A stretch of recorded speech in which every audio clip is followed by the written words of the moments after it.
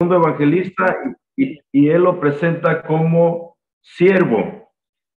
Marcos presenta a Jesús como siervo sufriente. Podemos mirar esa escritura en el capítulo 10 y el verso 45. Y él escribe a los gentiles. Después Lucas lo presenta como hombre y también le escribe a los gentiles. Y Juan, el cuarto evangelista, presenta a Jesús como Dios. Ahora, del Antiguo Testamento al Nuevo Testamento hay un espacio de 400 años. O sea que el último libro del Antiguo Testamento es Malaquías. Y el primer libro del Nuevo Testamento es Mateo. Y en de Malaquías a Mateo tenemos 400 años de silencio. ¿Por qué se dice de silencio? Porque no hubo profecía. Dios no habló al pueblo en estos 400 años. En el año de 586 antes de Cristo, Judá es tomado cautivo y llevado a Babilonia por 70 años.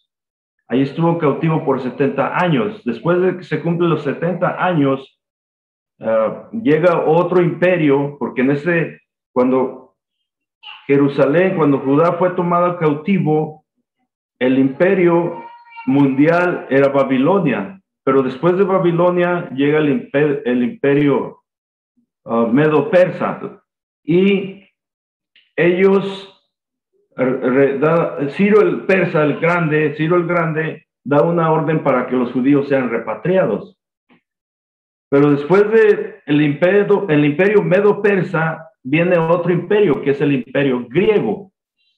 Y el imperio griego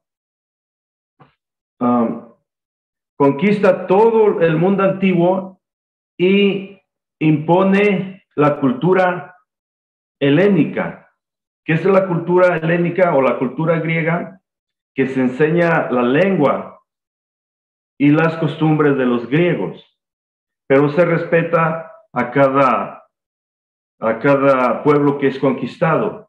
Solamente que les enseñan la cultura y la lengua griega, y en este tiempo se habla el idioma griego, porque todo el mundo antiguo había sido helenizado en el imperio griego. Entonces, después del imperio griego llega el imperio romano. Y en este tiempo del imperio romano es cuando nace el Señor Jesucristo, y también se escriben los evangelios, cuando estaba el imperio romano dominando en este tiempo. Ahora vamos a hablar un poco de Mateo, para poder entender un poco más de él. Mateo estuvo escribiendo para una audiencia hebrea, y uno de los propósitos de su evangelio era mostrar mediante la genealogía de Jesús y el cumplimiento de las profecías del Antiguo Testamento que Jesús era el Mesías largamente esperado, y por lo tanto debía ser creído. El énfasis de Mateo está sobre Jesús como el Rey prometido, el Hijo de David, quien se sentaría para siempre sobre el trono de Israel. Eso lo podemos mirar en Mateo 9:27 y Mateo 21:9. Ahora Marcos, que es el segundo evangelista, sobrino de Bernabé, fue testigo ocular de los eventos en la vida de Cristo. Pero quiero hablar un poquito de Mateo primero. Mateo era recaudador de impuestos y estaba al servicio del imperio de Roma. Él trabajaba para Roma y cobraba los taxis. Cuando él fue llamado por el Señor Jesucristo, entonces Ya el Señor Jesucristo tenía a 6 discípulos que antes habían sido discípulos de Juan el Bautista. Eran hombres que no tenían letra, eran trabajadores, pescadores de oficio, pero Mateo, él sí tenía un oficio donde ganaba mucho dinero, estaba bien económicamente, y cuando Dios lo llama, que estaba sentado en el banquillo de los tributos donde cobraba el impuesto, el Señor le dijo, sígueme, y él dejó todo, dejó su trabajo, su vida que tenía bien acomodada por seguir al Señor. Y él sabía escribir, sabía hacer números, era fácil en expresarse, tenía la facilidad porque estaba más preparado. Pero él dejó todo por servir al Señor. El Señor le cambió el nombre a Mateo porque antes se llamaba Leví. Pero esas son las características de Mateo. Ahora, hablando de Marcos, él era sobrino de Bernabé, lo podemos mirar en Colosenses 4:10. Fue un testigo ocular de los eventos en la vida de Cristo, habiendo sido también un amigo del apóstol Pedro. Marcos escribió para una audiencia gentil, como se aprecia por su falta de inclusión de datos importantes para los lectores judíos. Por ejemplo, él no menciona la genealogía de Jesús, las controversias de Cristo con los líderes judíos de sus días tampoco, y ni mucho de las referencias del Antiguo Testamento. Marcos enfatizó a Cristo como el siervo sufriente, aquel que no vino para ser servido, sino para servir y dar su vida en rescate por muchos, como dice en Marcos 10:45, porque el Hijo del Hombre no vino a ser servido, sino a servir y a dar su vida en rescate por muchos. Él lo presenta como el siervo sufriente. Y Lucas, el médico amado, como lo menciona Colosenses 4:14, como el médico amado, ahí escribe Pablo y le llama el médico amado, y compañero del apóstol Pablo, escribió tanto el Evangelio de Lucas como el libro de los Hechos de los Apóstoles. Lucas es el único autor gentil del Nuevo Testamento. Desde mucho antes, él ya era aceptado como un diligente y erudito historiador por aquellos que habían utilizado sus escritos en estudios históricos y genealógicos. Él sí habla de la genealogía de Jesús, pero él se va, cuando hablemos del libro de Lucas, vamos a mirar que él habla de José y se regresa hasta Adán. Por ejemplo, Mateo, cuando habla de la genealogía, él comienza de Abraham, nada más de Abraham en adelante, y habla de tres periodos de la genealogía. Por ejemplo, dice 7 generaciones de Abraham a David, de David a la deportación, otras 14, perdón, y luego otras 14 de la deportación a Jesús. Solo la divide en 3 Mateo, pero comienza en Abraham, y sin embargo Lucas, como un médico, él se va hasta Adán, hasta el comienzo de la creación del primer hombre. Como historiador, él declara que es su intención escribir en forma ordenada la vida de Cristo, basada en los reportes de aquellos que fueron testigos oculares, porque como él no fue testigo ocular de Cristo, entonces él escribió tomando la información de testigos oculares. Como él escribió específicamente para el beneficio de Teófilo, como lo podemos mirar en Lucas 1, del 1 al 4, aparentemente un gentil de cierto rango, su evangelio fue redactado teniendo en mente a una audiencia gentil, y su intención es mostrar que la fe cristiana está basada en eventos históricos confiables y verificables. Quiero explicar lo que es ser un gentil.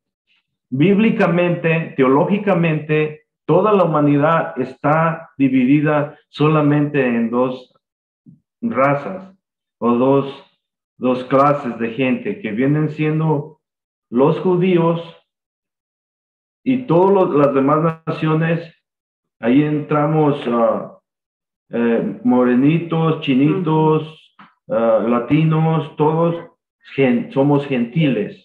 Son nada más en dos clases de personas: el pueblo de Dios o los judíos, y las demás naciones somos gentiles, así es bíblicamente.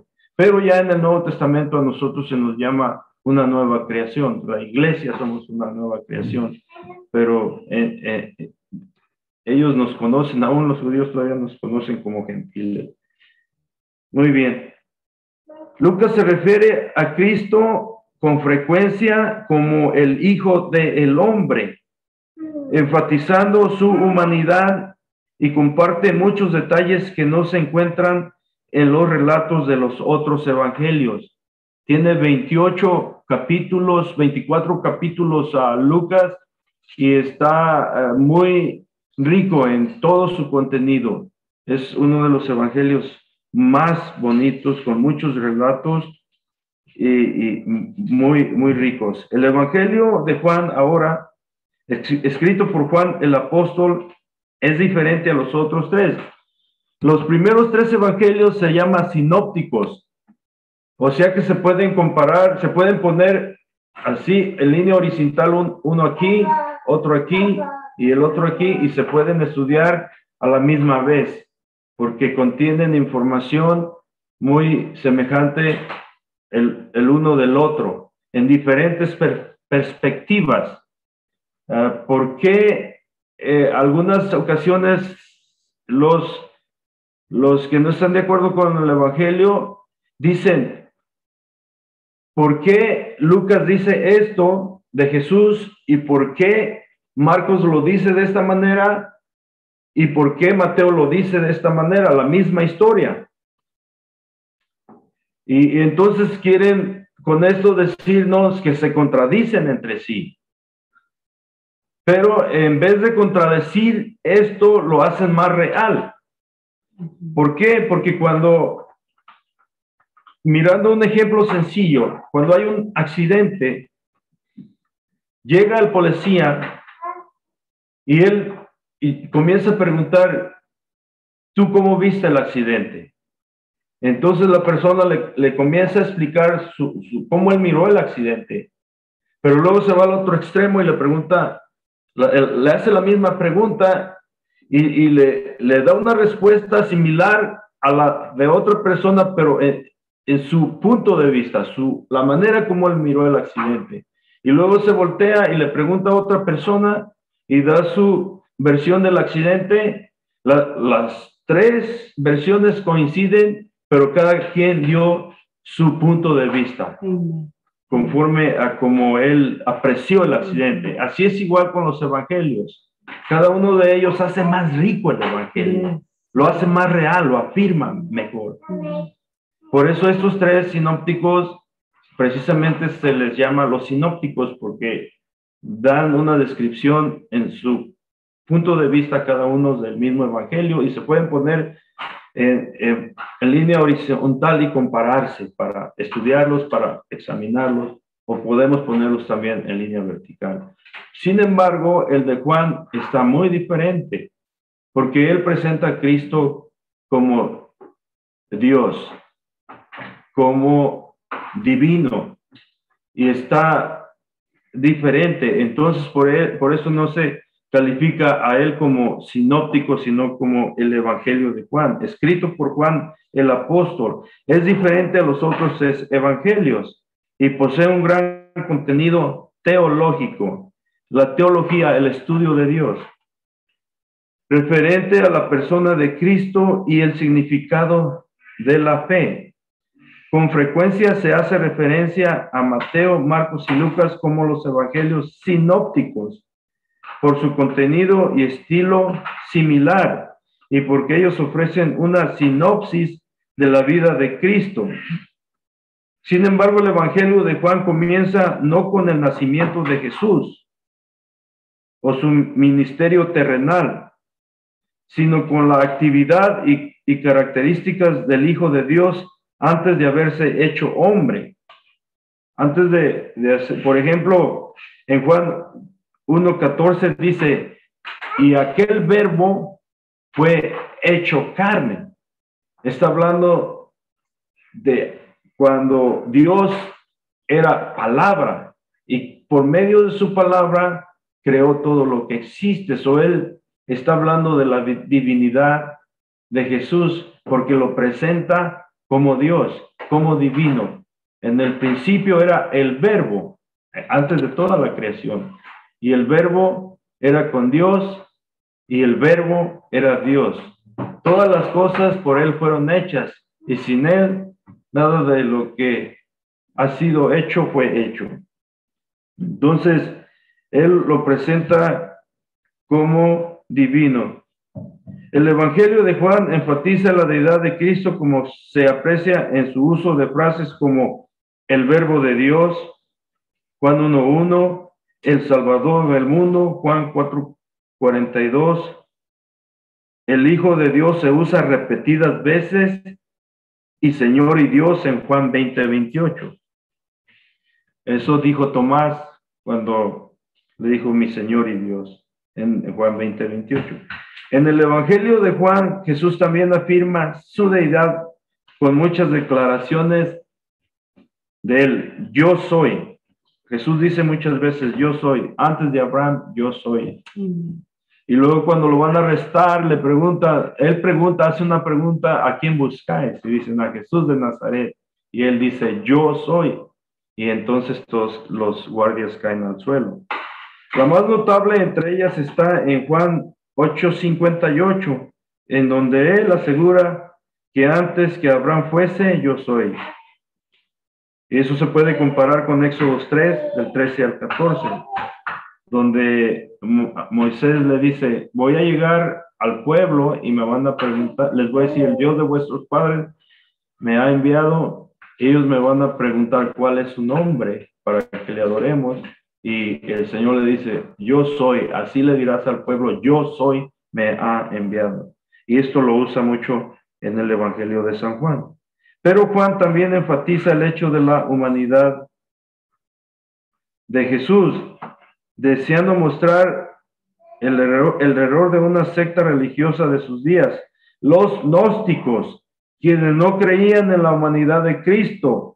La explicación de Juan sobre su propósito principal para escribirlo está casi al final de su evangelio. Y dice, hizo también Jesús muchas otras señales en la presencia de sus discípulos, las cuales no están escritas en este libro, pero estas se han escrito para que creáis que Jesús es el Cristo, el Hijo de Dios, y para que creyendo tengáis vida en su nombre. Juan 20:30 y 31. Esto es nada más una introducción.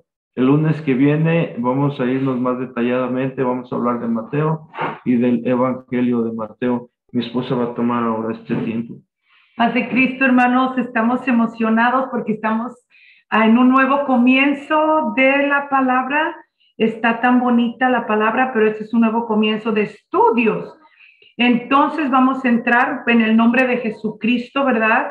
Para tratar de informarles a ustedes al mismo tiempo que nosotros también estamos siendo edificados con la palabra de Dios. Le queremos dar muchas gracias a Dios por el privilegio de que para nosotros es un privilegio poder entrar a sus hogares y que ustedes nos escuchen a nosotros, ¿verdad? Y con mucho temor y temblor delante de Dios vamos a dar comienzo al estudio. Y no se fue mi esposo, aquí está en un lado de conmigo, nada más que se hizo para allá, para darme chance de estar de frente. Pero vamos a entrar el Evangelio de Jesús, como mi esposo dio una introducción muy bonita, me gustó porque está abarcando los 4 libros, ¿verdad?, del Evangelio de Jesús. Y hay 2 comienzos. En el principio Dios creó los cielos y la tierra, y ese es en el Antiguo Testamento. Luego nos vamos en el Nuevo Testamento y ese es un nuevo comienzo donde Dios crea, toma un cuerpo humano y viene y mora en el cuerpo humano. Ese es otro nuevo comienzo. ¿Por qué es otro nuevo comienzo? Porque ese nuevo comienzo da una esperanza al pueblo gentil, nos trae vida, nos trae redención, nos trae salvación. Por eso para nosotros los gentiles es un comienzo para nosotros, porque hay un comienzo de cambiar de la manera de vivir en que estábamos. Y luego vamos a entrar a la lección, ¿verdad? Mi esposo dio introducción, yo ya voy a entrar a la lección. Y esta va a ser la lección número 1. Vamos a estar cambiando la escritura clave todo el tiempo, porque vamos a estar tratando más profundamente, versículo por versículo, capítulo por capítulo. Entonces vamos a comenzar con Mateo 1:17. Este lo escogí como clave. ¿Por qué? Porque la genealogía de Mateo se divide en 3 grupos, ¿ok? Entonces, por eso escogí la escritura clave que viene siendo como el contexto del texto. Entonces, de manera que todas las generaciones, desde Abraham hasta David, son 14. Desde David hasta la deportación a Babilonia, 14. Y desde la deportación a Babilonia hasta Cristo son 14. Y quería yo tomar mi tiempo porque es tan importante la genealogía, es muy importante. Si se fijan en todo el Antiguo Testamento, siempre le va a hablar de quién era hijo Jacob. Le dice, Jacob fue hijo de Isaac, Isaac fue hijo de Abraham. Si se recuerdan del estudio pasado, que Dios siempre trata con toda su descendencia, no nomás va a tratar con usted. Cuando Él trata con usted, está tratando con sus hijos y con los hijos de sus hijos. Dios ya está pensando en sus hijos y de los hijos que van a tener sus hijos. Y así trata Dios. Entonces, para nosotros, el nuevo comienzo, el comenzar del gentil, es muy importante que conozcamos muy detalladamente la genealogía, porque ya estábamos nosotros aquí en esta genealogía. Por eso quiero dividirlo en 3 partes. Voy a dar la primera parte ahora, la segunda y la tercera parte, porque como está muy largo y es mucha información, es muy poco el tiempo el que me queda, el que tengo para darles toda esta información. Por eso decidí y le pedí permiso a nuestro pastor que si podía partirlo en 3 partes para tener más información y poder entender, y la palabra es tan rica y tan deliciosa que cuando se desmenuza, se saborea y le agrada al corazón, al alma y al espíritu. Ok, la lista genealógica es también la genealogía de la gracia. Dios se muestra en gracia para hacer posible la salvación del hombre. La gracia es como amor descendido. Así es la gracia que Dios tiene para con nosotros. Es un amor que fue bajado a la tierra, tomó un cuerpo humano y anduvo con nosotros y estuvo con su pueblo, anduvo en la tierra. Ese amor descendió a la tierra. La escritura de la genealogía se presenta en 3 grupos de 14 y probablemente se debe a que el valor numérico del nombre David en el alfabeto hebreo es 14. Esta práctica cultural judía de dar un significado a los nombres con base en el valor numérico es de los mismos. Se le llama domatría, ¿ok? El 14 tiene la idea de completo. En hebreo solamente se consideran las consonantes del nombre David. Quiere decir que en hebreo no existe la A ni la I, solamente existe la D, la B y la D. Solamente puras consonantes. En el hebreo así está escrito David. Ahora, la D significa 4, y la B significa 6, y la D 4. Entonces, si la D es 4, la B 6 y la D 4, ¿cuánto es en total, pastor? 14. 14, por eso está partiendo 3, 14, ¿ok? Ahora, fíjense lo que Dios está diciendo con esto. Está diciendo, cuando está partiendo los 3 grupos, está diciendo David, David, David. Ahora, cuando está diciendo esto 3 veces, ¿qué significa? Acuérdense cuando estudiamos la profecía, que cuando Dios habla por 3 veces, está diciendo, ponme mucha atención. No es como presta atención, sino es demasiado, o sea, importantísimo que es, ¿ok? Es muy importante porque está diciendo David, David, David, que quiere decir, de tu simiente viene el Mesías. Por eso está diciendo 3, está partiendo en 3 grupos. Ahora, los números que está diciendo de 14 en 14 en 14, eso significa porque David no tiene consonantes. Perdón, son puras consonantes. Ahora, en números, la D4, la D6 y la D4, que es un total de 14. Por eso se está cortando y así es el significado en hebreo, ¿ok? David, David, David. Este es el hijo de David, ¿ok? Y Mateo 21:9, la misma gente le da a David, a Jesucristo, el título mesiánico. El título mesiánico es cuando viene de la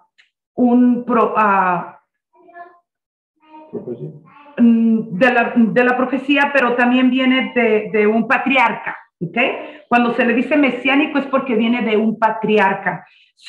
Él viene del patriarca Abraham y luego viene de la descendencia que ahorita vamos a leer y viene de la descendencia de rey, ¿verdad? Porque David era rey y Jesucristo es el rey de reyes y señor de señores.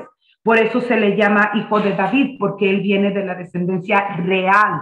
Okay. Mateo 21:9 dice, y la gente que iba delante y la que iba detrás aclamaban diciendo, Hosana, hijo de David, bendito el que viene en el nombre del Señor. Hosana en las alturas. Hosana, que significa salva. Hosana significa salva. Le están diciendo, hijo de David, sálvanos. Le están dando el título mesiánico y aparte le están diciendo, sálvanos por favor, estamos en opresión, estamos en pecado, ya no podemos más. Y la misma gente está clamando al rey de reyes y señor de señores y le está diciendo, hijo de David, sálvanos. Eso quiere decir, Hosana, salva, sálvanos. ¿Ok? El propósito de Mateo es mostrar que Jesús era hijo de Abraham, o sea, de su descendencia. No tanto para mostrar que era un hebreo legítimo, sino vincularlo con la promesa dada por Dios de que el Cristo, el Mesías prometido, descendería de él. Y para esto tenemos la escritura que se encuentra en Génesis 22:18, donde dice, en tu simiente, ¿cuál simiente? Jesucristo. En tu simiente serán benditas todas las naciones de la tierra, por cuanto obedeciste a mi voz. O sea, también aquí entramos nosotros porque está diciendo todas las naciones de la tierra.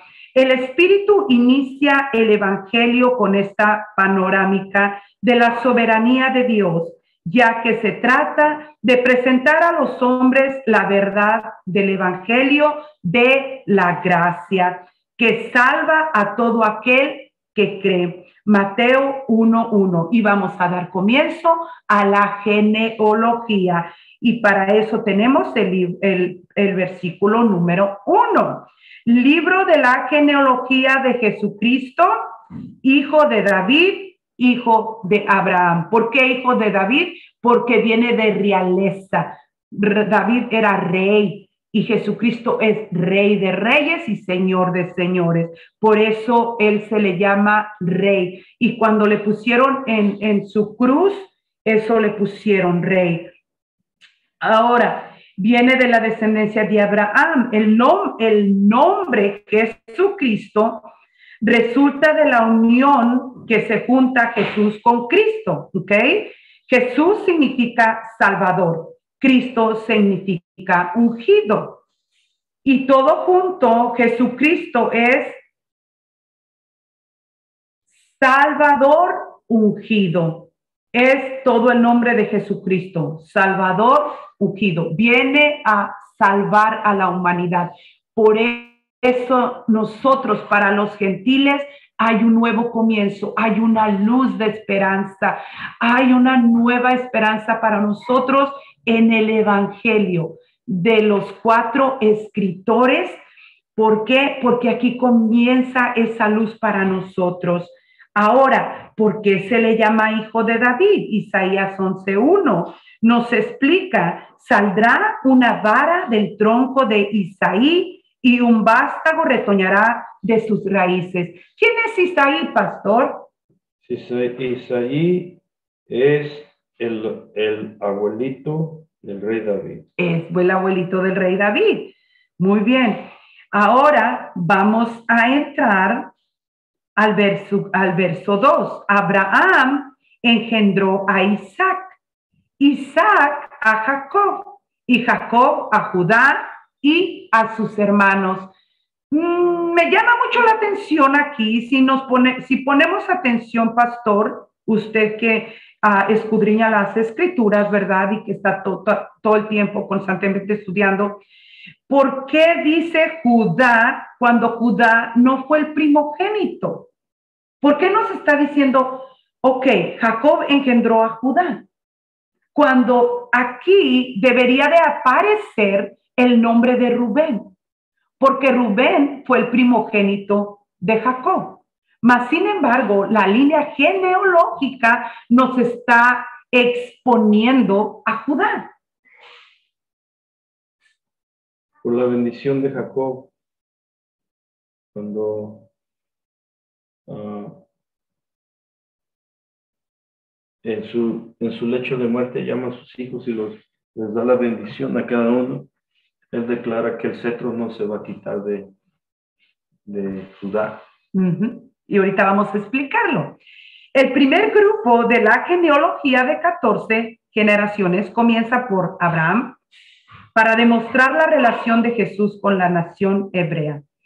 La concepción de Isaac se produce por la doble acción sobrenatural de Dios que capacitó a Abraham para engendrar a este hijo. Cuando por naturaleza estaba potencialmente como muerto y reviviendo la situación de esterilidad de Sara para que pudiera ser fértil y concebir a este hijo. Aquí está hablando de Isaac. Imagínense al hermano Cota procreando a un hijo a esta edad. Era la edad que tenía Abraham. Ahora, si ustedes miran, es un milagro el que sucede cuando es concebido Isaac. Así como fue un milagro que el Mesías fuese concebido por medio del Espíritu Santo. Muchos dicen, aún todavía dicen, ¿verdad? A algunos judíos dicen, no puede ser, ¿verdad? Porque solamente una persona puede nacer de un hombre y una mujer. Pero era algo imposible que el Espíritu Santo hiciera sombra sobre María y concibiese un bebé y naciese el Mesías de ella. Es igual, era imposible que un hombre que nos dice la Escritura que se consideraba ya casi muerto, pudiera haber concebido a Isaac. Ahora, cómo se mezcla la palabra tan perfecta de cómo le dijo Dios a Abraham. ¿Habrá algo imposible para Dios? No hay nada imposible para Dios. Así como Dios pudo darle hijo a Abraham en su vejez, pudo haber concebido al Mesías prometido, al Salvador del mundo, al que iba a perdonar nuestros pecados. Y para yo respaldarme escrituralmente, dice Romanos 4:19, y no se debilitó en la fe al considerar su cuerpo que estaba ya como muerto, siendo de casi 100 años, o la esterilidad de la matriz de Sara.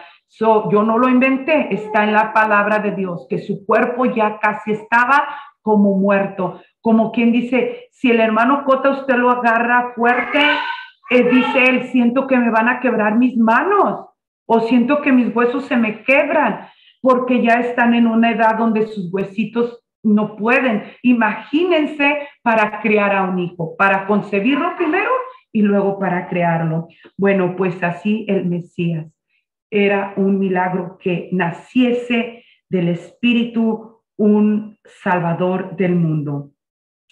La genealogía de Mateo comienza con dos nacimientos sobrenaturales, el primero de Isaac y el último de Jesús. Nuevamente está presente el factor electivo y sobrenatural de Dios, ya que el primogénito de los hijos de Isaac fue Esaú, el cual no le pertenecía. La soberanía divina determinó que la línea de la promesa y de las bendiciones deriva a quien por derecho humano no tenía el privilegio por ser el mayor. Jacob engendró a los 12 patriarcas que vienen siendo las 12 tribus de Israel y no le pertenecía la primogenitura, siempre se le da al hijo que nace primero. Pero en este caso, Dios escogió, ¿verdad? Dios escogió ¿cómo se llama? Judá. Dios escogió a Judá. Mateo 1:3 dice, Judá engendró de Tamar a Fares y a Sara. Fares a Esrom y Esrom a Aram. Ok, aquí entramos nosotros, los gentiles. Ahora sí les voy a explicar, ¿ok? ¿Por qué Dios escoge a Judá y no a Rubén? Porque Dios ya tenía un plan de salvación para la humanidad, en la cual iba a ser usado Judá para que por medio de él viniese la semilla de la simiente.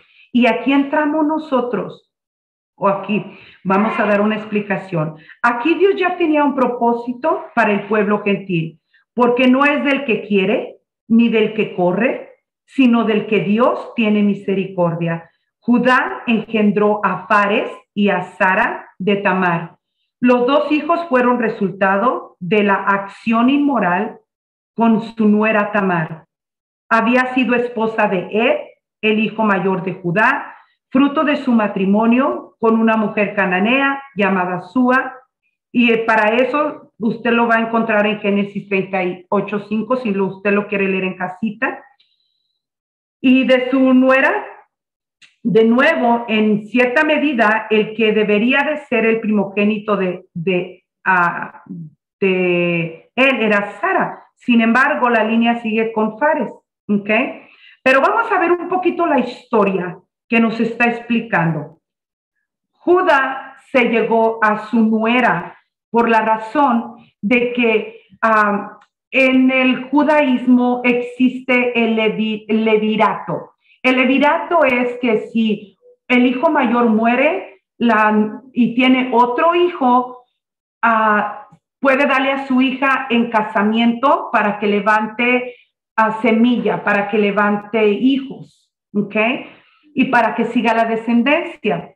Ahora, Judá ya le había dicho a a su nuera que se esperara para que su hijo el menor se casara con ella.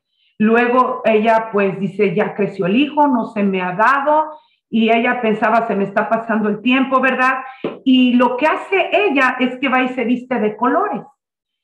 Y su suegro la mira y la mira como si fuera una prostituta y se llega a ella como una prostituta.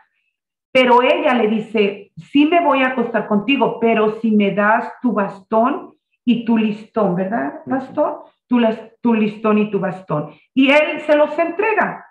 Entonces ella se llega a él y de esta relación ella queda embarazada de estos gemelos, de Fares y de Sara. Luego, en el tiempo de Moisés, tenían una ley que tenían que apedrear, pero en este tiempo todavía no existía la ley de Moisés. Luego le dice el suegro, Judá, dice, ok, le fueron y le dijeron que su nuera había salido embarazada y le dijeron, ok, vayan y quémenla, porque tiene que ser quemada. Pero esta mujer se le tomó como si fuese una prostituta, ¿ok? No era una prostituta, se le tomó. Y el hecho de que se llegó a él, pasa que la tomó así. Ahora, nosotros éramos pueblo gentil.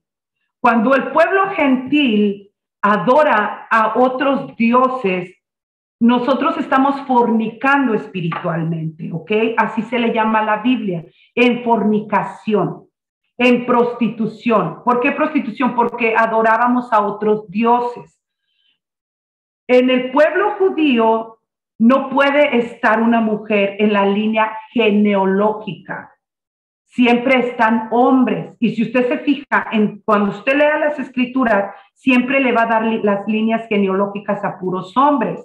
Pues en este caso, Mateo está poniendo a 4 mujeres en la línea genealógica. Nosotros no éramos del pueblo de Dios, ¿ok? Nosotros no estábamos ahí, pero Dios ya le había prometido a Abraham que iba a proveer, iba a sacar un pueblo, muchas naciones de él. Pues aquí, en esta mujer, Dios está comparando siempre a la mujer a la iglesia con una mujer. Todo el tiempo la está comparando a la mujer con la iglesia, a la mujer con la amada, con la esposa, siempre femenino, femenino, femenino. Bueno, pues esta mujer que se llegó a ella y de allí nace una semilla. Esta semilla para el pueblo gentil ya era una esperanza para nosotros. ¿Por qué? Porque fue concebido de una que no era, ¿ok? No le pertenecía a ella.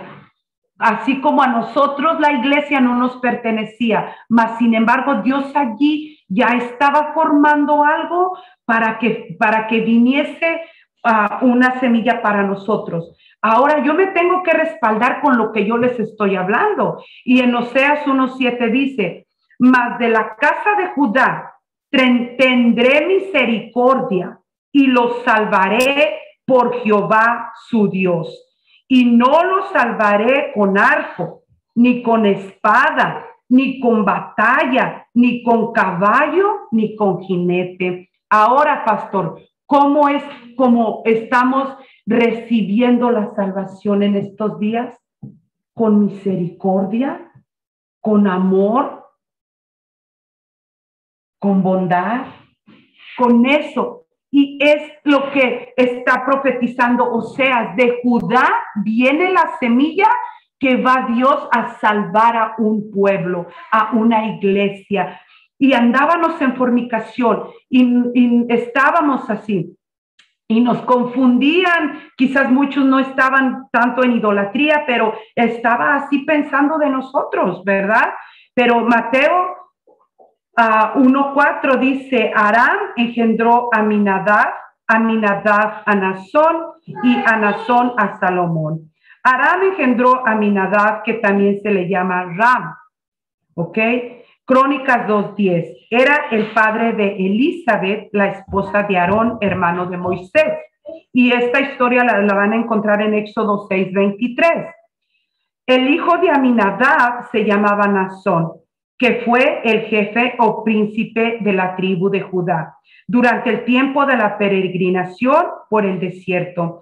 Y para esto usted va a leer la historia en Números 1:7 y Primera de Crónicas 2:10.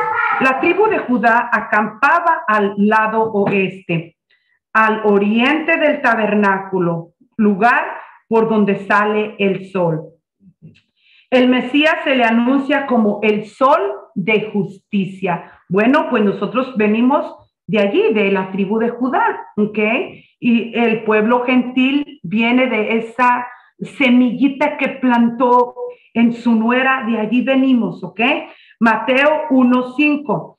Salomón engendró de Rahab a Boz, y Boz engendró de Ruth a Obed, y Obed a Isaí. Salomón fue el padre de Boz y el marido de Roam. Esta mujer fue la que protegió a los espías cuando Josué los mandó a reconocer la zona de Canaán por la que iba a iniciar la conquista. Se dice que era una mujer ramera. Otra vez, era una mujer ramera. Dios la está usando, pero aquí ya hay una esperanza para nosotros. Si allá ya nos habían dado la semilla, aquí ya hay una esperanza. ¿Por qué? Porque Josué 2:18 nos da la esperanza y nos dice, he aquí, cuando nosotros entremos en la tierra, tú atarás este cordón de grana a la ventana por la cual nos descolgaste, y reunirás en tu casa a tu padre, a tu madre, a tus hermanos y a toda la familia de tu padre. Grana significa rojo, rojo fosforescente. ¿Y qué es lo que nos limpia a nosotros? La sangre de Jesucristo, la sangre del Cordero Inmaculado, esa sangre que fue derramada por nosotros en la cruz del Calvario. Y otra vez la está explicando que era una ramera, pero hay una esperanza para nosotros, el pueblo gentil. Aquí yo ya veo una esperanza porque dice, vas a colgar grana, ese listón en la ventana, ese listón rojo, que ya hay una esperanza para el pueblo gentil, que no nomás iba a salvarla a ella, salva su familia, su casa, su papá, su padre, su hermano y todo, como dice la palabra del Señor. Cree en el Señor Jesucristo y serás salvo tú y toda tu casa.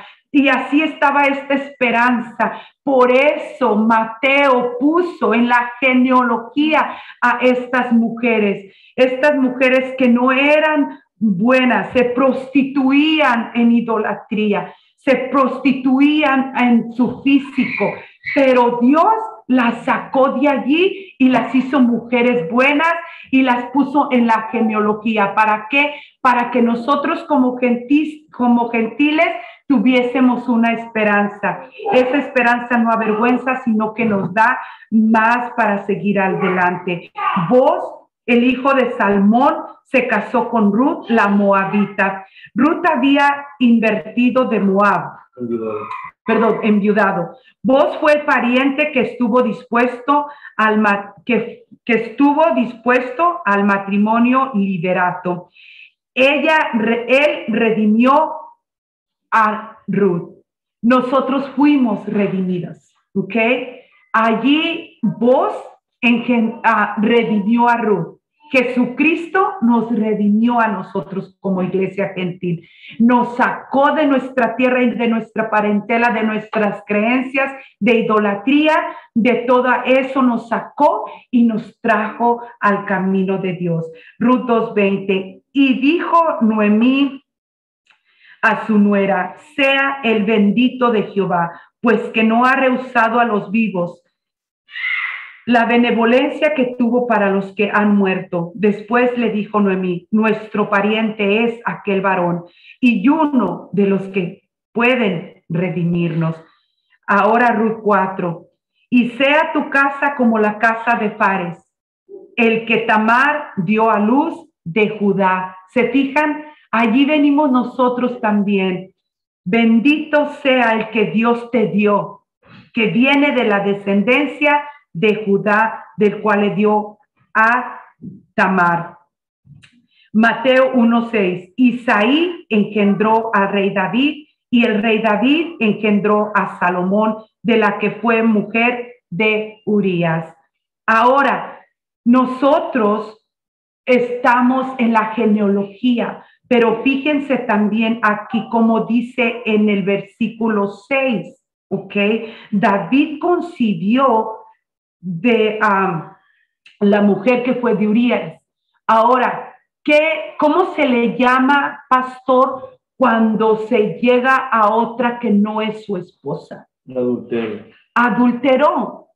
Ahora, Dios trató y trata con Israel y nos puso a nosotros en su mente porque el pueblo de Israel se inclinaba a fallar y se inclinaba a la idolatría, se inclinaba a la fornicación, se inclinaba al adulterio. Y por eso aquí lo puso él en esta genealogía, para que miremos que ellos fornicaron y que Dios ya tenía una iglesia. Ahora, los judíos están en Israel. Nosotros somos la amada, la comprada con sangre.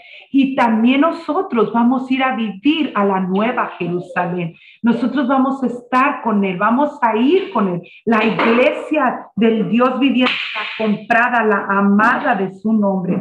No cabe duda que desde el punto de vista humano, el hijo que debía suceder en derechos y bendiciones a Isaí era su primogénito Eliab. Sin embargo, Dios había escogido a David, el último, en lugar del primero. Betsabé fue la mujer de Urías y ella cometió adulterio con David. Y por último, para terminar, yo me voy a respaldar con estas escrituras que dice Jeremías. Se olvida la virgen de su atavío o la desposada de sus galas. Aquí nos está hablando la escritura, como yo les decía. Dios siempre está comparando a la iglesia como algo femenino, como una mujer, ¿ok? Por eso está comparando. Se olvida la virgen de su atavío o la desposada de sus galas, pero mi pueblo se ha olvidado de mí por innumerables días. Luego dice Jeremías 3:2, alza tus ojos a las alturas y ve en qué lugar no te hayas prostituido. Junto a los caminos te sentabas para ellos como árabe en el desierto, y con tus fornicaciones y con tu maldad has contaminado la tierra. Por eso Dios permitió que se pusiera en la genealogía el adulterio de David, porque adulteró la iglesia, adulteró su pueblo, pero Dios ya tenía en su mente la iglesia gentil, en la cual venimos también a entrar en la nueva genealogía de Mateo. Y por eso, hermanos, muchos de los judíos no creen en toda la palabra, porque entran mujeres, y menos porque entran mujeres prostitutas, rameras. Pero Dios tenía un propósito, y ese propósito es para darle al pueblo gentil una luz de esperanza, una luz a la humanidad, en que Él nos iba a comprar a precio de sangre, y nosotros somos su amada, nosotros somos su esposa, la que habla Apocalipsis, que está diciendo que nosotros somos la ataviada, su esposa, la amada, y la cual viene en el rapto por nosotros, por esa iglesia que Él se compró a precio de sangre. Y nosotros por eso tenemos que guardarnos, por eso tenemos que pedirle a Dios, ayúdame, Señor, porque yo me quiero ir contigo, yo no me quiero quedar, porque Dios desechó y desecha cuando nosotros inconscientemente inclinamos el corazón a la idolatría, no tanto o adorar a ídolos, sino adorar al trabajo, a casas, a carros, a cosas que nos quiten nuestro enfoque de Él. Es lo que no le agrada. Por eso en este día tenemos que tomar conciencia y decir, yo estoy en la genealogía de ahí, yo quiero estar en su pueblo, quiero irme con Él, quiero que Él me diga, vente hermosa mía, amada mía. Y hermanos, esta es mi enseñanza. Estoy muy emocionada porque la escritura me emociona, pero llegamos en el primer grupo de la genealogía, ¿ok? Nos faltan otras dos y estoy muy emocionada. En el nombre de Cristo le paso el lugar a mi esposo. Discúlpenme que me pasé un poquito tiempo, pero quería terminar esta lección en la cual, hermanos, para mí me tocó el alma, el corazón, hasta las lágrimas, y le di gracias a Dios porque yo estoy en la genealogía de Mateo, hermanos. Gracias, Dios les bendiga, los amamos en el amor de Cristo y nuestro pastor con nosotros. Hermanos, nada más también antes de despedirnos con una oración, quiero hacer una corrección. La pregunta que me hizo Patti de quién era Isaí, pues era el papá de David, el abuelito de él es Obed, hijo de Boz, pero el papá es Isaí. Entonces nada más quería hacer esa aclaración que me equivoqué. Pero vamos a despedirnos en el nombre del Señor Jesús. Te damos gracias, Señor, por el estudio de tu palabra, Señor, porque por medio de ella tú nos hablas, Señor. Nos das mejor entendimiento, Señor. Nos preparas mejor para vivir esta vida bonita en Cristo, Señor. Bendícenos, Señor. Ayúdanos a enamorarnos, Señor, de ti, de tu palabra, Señor, de todo lo que habla de ti, Señor, lo que tú eres, Señor. Damos muchas gracias y la oración es que bendigas a los hermanos, que bendigas sus vidas, bendiga, Señor, sus trabajos, Señor, sus familias, sus matrimonios, Señor, y que nos guardes del mal. Damos gracias en el nombre de Jesús. Amén. Dios los bendiga, hermanos. Dios les bendiga, los amamos en el amor de Cristo. Dios les bendiga, Dios les bendiga. Amén, amén.